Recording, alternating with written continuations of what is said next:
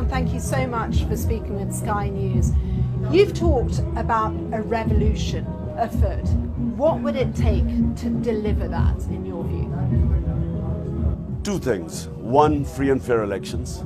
We want people of Pakistan to decide who governs them. We don't want a bunch of crooks imposed on us by buying loyalties of about 20 of our members of parliament and spending about $20–30 million and toppling our government.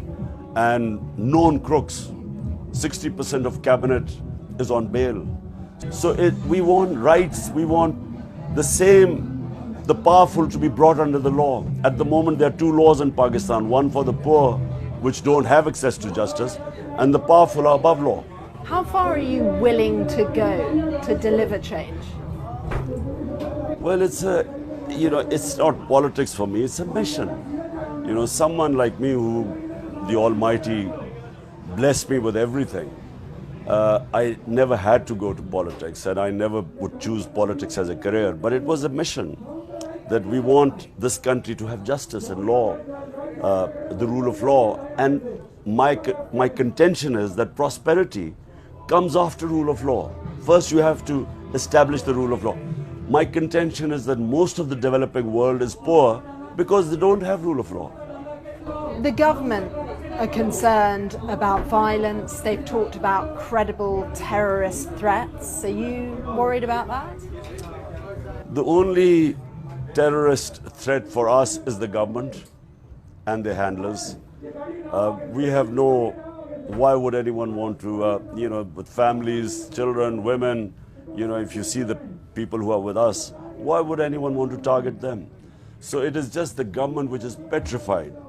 The government is petrified of the people. They are petrified of elections, because since I've been ousted from power, we've had 37 by-elections. We have won 29, despite the government be supported by the establishment, the powerful establishment. You rarely ever win against them. The election commission is totally biased. Despite that, we have won 29 out of 37. So last thing they want are elections. And what the country wants are elections, because right now the political uncertainty is destroying our economy, because the political uncertainty has led to economic uncertainty. And all economic indicators are that we are heading down. So there is only one way out of this mess, and that are free and fair elections. You've raised the possibility of bloodshed. Do you think that likely? What would it take to stop this march? There is absolutely no reason why there should be bloodshed, because it is my right, constitutional right, to protest peacefully. I'm confident that, and I've been on the road for 6 months now. What I've seen, I'm confident that I will be able to direct it through elections. I will be able to direct this through elections and bring about a change. But, the other possibility is, you would not want it to go the other way. Your critics call you corrupt. They say you are in part responsible for some of the economic woes of this country. Is there anything that you would do differently this time? Well, firstly, we inherited a bankrupt country.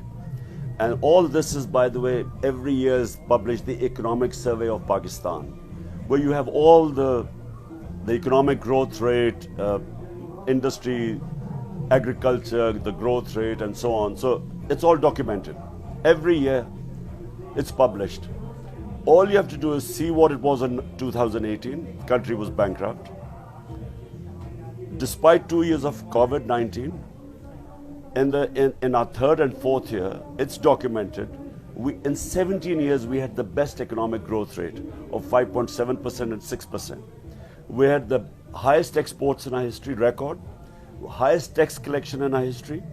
We had highest remittances, in other words, dollars coming in from overseas Pakistanis.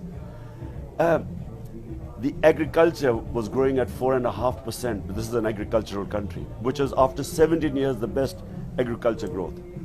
From that position, When we were removed, the country collapsed. Today we are heading towards default. We will not be able to service our debts. Industries going down, exports going down, remittances. So where we left, that was the biggest conspiracy against us. And the reason why you see people, they see the difference, where the country was heading then and now. So just to be clear though, there is nothing different you would do if you rose to power again?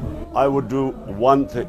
Well, I would not take power if I had a weak government like I had before. It was a coalition government, thin minority, always. I was not strong enough to implement rule of law. I could not bring the powerful mafias under the law because they had ways of weakening me or blackmailing me. So I would only take power this time if I have the numbers in the National Assembly. And if you are strong enough in a parliamentary democracy with a clear majority, only then can you implement rule of law, which I could not before. The election is less than a year away. Why can't you wait? Because for us, we are gaining every day. Out of 37 by-elections, we have 129. And the writing is on the wall for the entire opposition combined stood against. I took part in nine elections, just now 9 by-election. And I stood on all. We can stand on all the seats. One man can stand on all the seats. Out of 9, the entire 13 parties stood on one side, with the establishment backing them, the powerful establishment. And I won out of 9, 8 of them. We have won 29 out of 37 by-elections. So it suits us because the government is going down by the day, which is why they don't want to hold elections. But the country is going down. We are heading towards bankruptcy, towards default. So for the sake of the country, the only way out is for the economy to recover is to have political stability. That will only come through elections. When there's a stable government, then only can the economy recover. Do you think, given that you're confident the elections will come early, do you think you'll be back in power next year? I feel that if they're free and fair elections, if you see any polls in Pakistan, you will see that my party is way ahead of all the other parties put together. So yes, I feel if they're free and fair elections, we'll win. But then, you never, as a sports person, I know that until the match is over, you're never sure.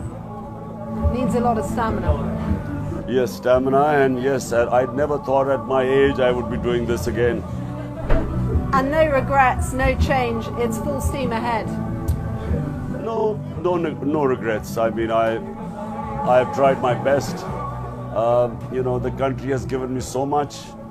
I have more love and respect than any other Pakistani in this country, and so I try my best, for my country. And I know the only way out is justice. The only way you can liberate people is by giving them their rights, and that comes through rule of law, which protects their fundamental rights.